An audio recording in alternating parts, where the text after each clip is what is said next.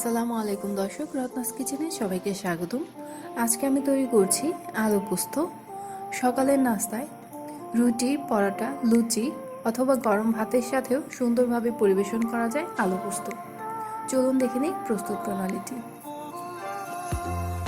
কাঁচামরিচ নিয়েছি 6 থেকে 7 পিস, শুকনো মরিচ নিয়েছি 4 পিস, কালো জিরা নিয়েছি সামান্য পরিমাণ, আর আদা কুচি নিয়েছি হাফ চা চামচের মতো, ধনিয়া পাতা নিয়েছি পরিমাণ মতো, পেঁয়াজ কুচি নিয়েছি হাফ কাপ, একটা টমেটো ছোট ছোট পিস করে কেটে নিয়েছি, হলুদ নিয়েছি হাফ চা চামচের মতো, আর লবণ নিয়েছি স্বাদ মতো।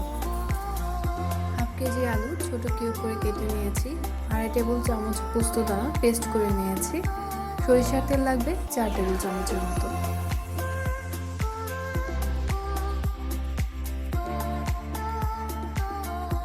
প্রথমে একটা পাত্রে 1.5 টেবিল চামচের মতো সয়াবিন তেল গরম করে সামান্য একটু পেঁয়াজ ব্রাউন কালার করে ভেজে তুলে রাখছি।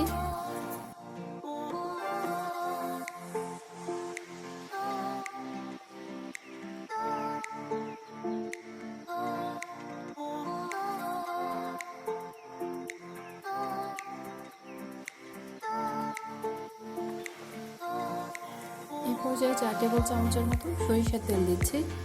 এর সাথে বাকি পেঁয়াজটুকু হালকা ভেজে নিচ্ছি।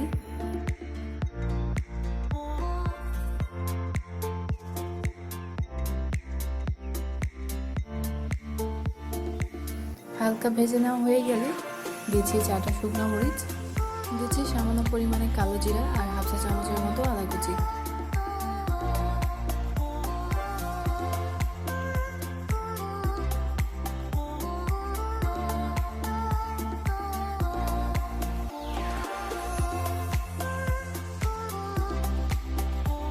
এরপর ফোড়নটুকু হালকা একটু ভাজা হয়ে আসলে দিয়ে দিচ্ছি কেটে রাখা আলু,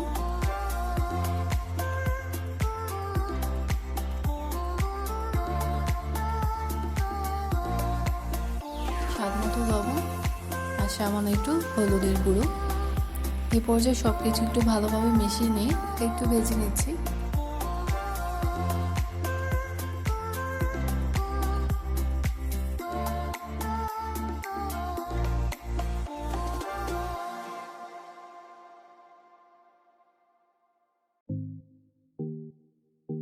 এই পর্যায়ে দিয়ে দিচ্ছি পোস্ত দানার পেস্ট,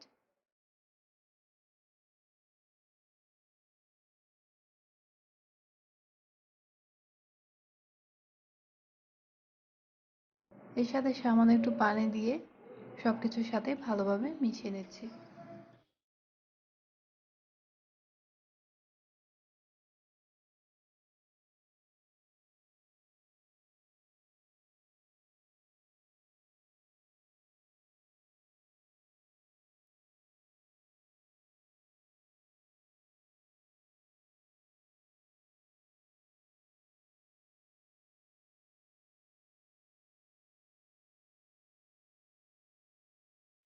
এই পর্যায়ে আলু পোস্তটা 5 থেকে 6 মিনিটের মতো কষিয়ে নিয়ে আলুটা সেদ্ধ হওয়ার জন্য পর্যাপ্ত পরিমাণে পানি দিয়ে দিচ্ছি।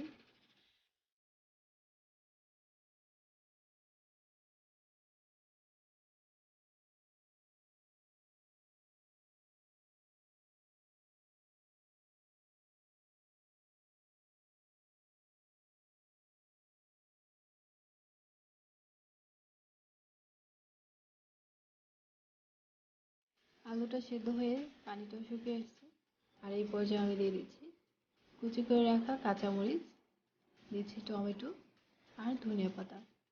এরপর সব কিছুর সাথে ভালোভাবে একটু মিশিয়ে নিচ্ছি, প্রায় 2 মিনিটের মতো চুলায় রেখে দিচ্ছি। এরপর টমেটোটা যখন 50%-এর মতো কুক হয়ে আসবে, এই পর্যায়ে দিয়ে দিচ্ছি ভেজে রাখা পেঁয়াজ। পেঁয়াজের সাথে আলু পোস্তটা ভালোভাবে মিশিয়ে নিয়ে চুলা থেকে নামিয়ে নিচ্ছি। তৈরি হয়ে গেছে আমার আজকের রেসিপি আলু পোস্ত। এতক্ষণ ভিডিওটি দেখার জন্য সবাইকে অসংখ্য ধন্যবাদ। আশা করি আমার রেসিপিটি সবার ভালো লেগেছে। রেসিপিটি ভালো লাগলে অবশ্যই চ্যানেলটি সাবস্ক্রাইব করবেন। আজকের মতো এখানেই বিদায়।